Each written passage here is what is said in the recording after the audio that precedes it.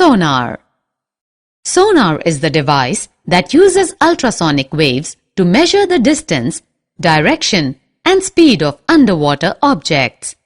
The word sonar stands for sound navigation and ranging.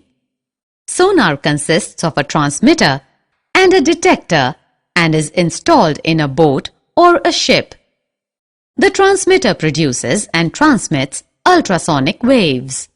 These waves travel through water and after striking the object on the seabed get reflected back and are sensed by the detector.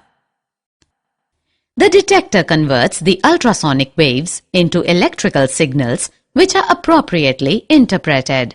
The distance of the object that reflected the sound wave can be calculated by using echo ranging method. Let the time interval between transmission and reception of ultrasound signal be t and the speed of sound through seawater be v.